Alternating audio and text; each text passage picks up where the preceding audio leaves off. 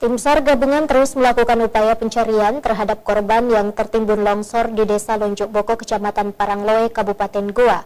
Dua korban berhasil ditemukan dalam kondisi meninggal dunia. Upaya pencarian terhadap korban tertimbun longsor terus dilakukan gabungan di Desa Lonjok Boko, Kecamatan Parangloe, Kabupaten Goa sejak Rabu malam hingga Jumat pagi.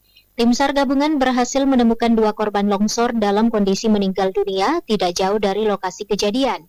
Dua korban tersebut berjenis kelamin perempuan bernama Jumriah umur 36 tahun dan Daeng Ngaseng umur 60 tahun dan langsung dievakuasi ke rumah duka.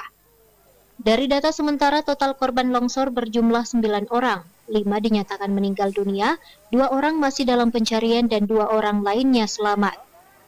Update longsor hari ini, hingga hari ini masih tetap kita mencari sebanyak 2 orang. Ya. 5 orang telah ditemukan dalam keadaan meninggal dunia dan 2 selamat.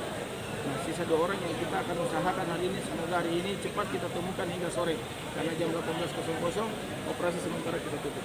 Ada kendala dalam pencarian? Sangat ada kendala. Karena tempat pencarian dan pertolongan yang ada di Goa ini tanahnya sangat berbahaya dan itu bisa menimbulkan longsor susulan. Nah, sehingga saya harapkan kepada seluruh tim SAR yang ada di pencarian dan pertolongan di Parangloe, Kabupaten Goa ini agar berhati-hati dan tentunya memperhatikan keselamatan. Sebanyak 13 titik longsor yang berada di Jalan Poros Malino, Kecamatan Parangloe. 4 titik dikabarkan sangat parah dan sementara sisanya telah dibersihkan. Rusmawan Dirara, Selebes TV.